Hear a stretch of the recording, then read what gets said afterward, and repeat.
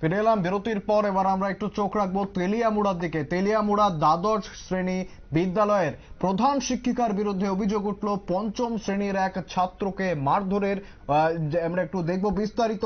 তেলিয়ামুড়া দ্বাদশ শ্রেণী বিদ্যালয়ের প্রাতঃ বিভাগের পঞ্চম শ্রেণীর ছাত্র কৃষ্ণেন্দু আচার্যের উপর বিদ্যালয়ের প্রধান শিক্ষিকা সচি রানী নাথ তিনি মারধর করেছেন এই পঞ্চম শ্রেণীর ছাত্রকে। প্রথমে কাউকে না জানালেও পরবর্তীতে তিনি সেই ছাত্র পঞ্চম শ্রেণীর ছাত্র কৃষ্ণেন্দু তিনি সে বাড়িতে এসে জানায় তার পরিবারে, এবং পরিবারের তরফ থেকে পরবর্তীতে ঠিক কি পদক্ষেপ নেওয়া হয়েছে বা পরিবারের তরফ থেকে ঠিক তারা কি জানাচ্ছেন শুনবো আমরা।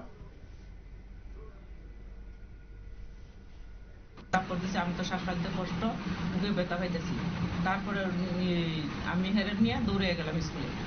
আর এদিকে দুইটা শিশুরে বাড়িতে পাঠাইছে, যে কইতেছে তাই না এই শিশুটিরে যে দাদু দাদু যদি কৃষ্ণেন্দু কালকে স্কুল যায় ম্যামে ক্লাস করতো না। আমি তো আর সেই খবর হইতে দুইটা বাচ্চারা পাইছি না, আমি হেরে নিয়ে দৌড়ে গেছি। গিয়ে সেটা ম্যামরা পাইছি, বলছি ম্যাম আপনি কেন আজকে মারলেন? আমি তো সেদিন আমি না করছি মারতে, আপনি কি কারণ আজকে মারলেন? কয় হ্যাঁ তুই করছে করছে আয় না ভিতরে। আমি তো নাম ওদের কৃষ্ণ। তারপর আরেকজন জাগ্রত স্যার আসলো, স্যারেরও জিজ্ঞাসা করছে স্যার আপনার ক্লাসে ঢুকে সেদিন ম্যামে কি কইছে যে একজন ক্লাস চলাকালীন আরেকজন ক্লাসে কি কইতে পারে যে এই কৃষ্ণেন্দু তুমি তো না করছি না স্কুল আইতি না করে ক্লাস করতে না, কি কারণে কইছে না কইছে তাও জানি। কারণ এই ছাত্ররা কইছে ক্লাস স্কুলে না হওয়ার জন্য শুধু হেরে গিয়া কইছে সব ছাত্ররা।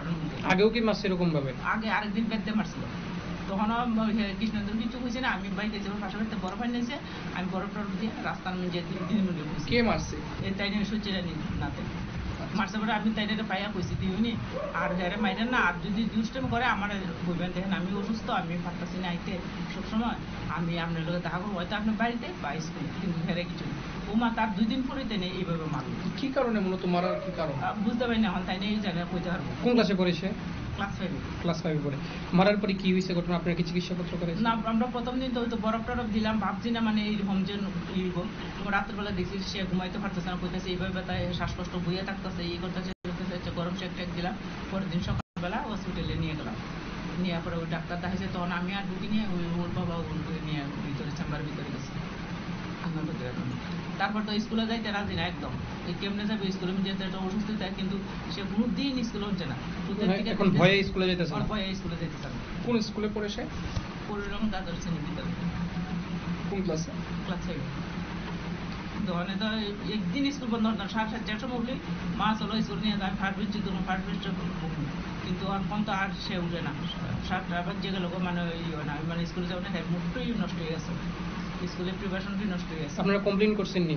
কমপ্লেন করছি দুবার স্কুলে, হেডমাস্টারের কাছে, তাই নিয়ে ছুটি দিয়ে আসছে। থানাতে করছি গতকালকে থানাতে কমপ্লেন? গতকালকে থানাতে করছি। তারা বলছে আগে চিকিৎসা করে তা মোট চিকিৎসা করে তারপর আবার রিপোর্ট যদি আইয়া তাহলে নিয়ে জমা দিই। আপনারা কি এখন আইনের আশ্রয় নেবেন ওই শিক্ষিকার বিরুদ্ধে? হ্যাঁ আইনের আশ্রয় নিব। আজকে আইয়া গেছে ম্যাডাম, থানা থেকে ম্যাডামরা আইয়া গেছে, 2জন ম্যাডাম আর। এখন আপনারা কি চাইতেছেন?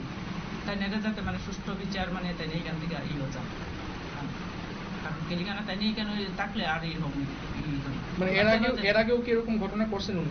করছে উনি, সবাই দুপুর স্কুল থেকে আমার অনেকে হইতেছে যে দিদা তোমার যদি সই লাগে আমরা দিব, আমরা মা বাবারা সই দিব যে উনি আমাদের ওইরকম ভাবে মারছে, উনিকে মারছে, এইরকম করছে। আপনার ছেলের নাম কি? কৃষ্ণেন্দু আচার্য। আপনার নাম? ঝর্ণা আচার্য। একেবারেই শুনলেন আক্রান্ত শিশু পঞ্চম শ্রেণীর শিশু কৃষ্ণেন্দু আচার্যের পরিবার থেকে ঠিক কি অভিযোগ জানানো হচ্ছে। স্কুলে দেরি করে ঢোকার কারণে প্রধান শিক্ষিকা তাকে মারধর করেছে, এমনটাই কিন্তু অভিযোগ তাদের। প্রথমে অবস্থায় সেভাবে বিশেষ অবনতি না হলেও পরবর্তীকালে তার সেই আক্রান্ত শিশুর শারীরিক অবস্থার অবনতি হলে তাকে তেলিয়ামুড়া মহকুমা হাসপাতালে নিয়ে যাওয়া হয়। বর্তমানে শিশুর পরিবার তেলিয়ামুড়া থানার দ্বারস্থ হয়েছে এবং তারা আইনি সাহায্য নেবে বলে জানিয়েছেন। ফিরে আসছি একটি বিরতির পর, সঙ্গে থাকুন।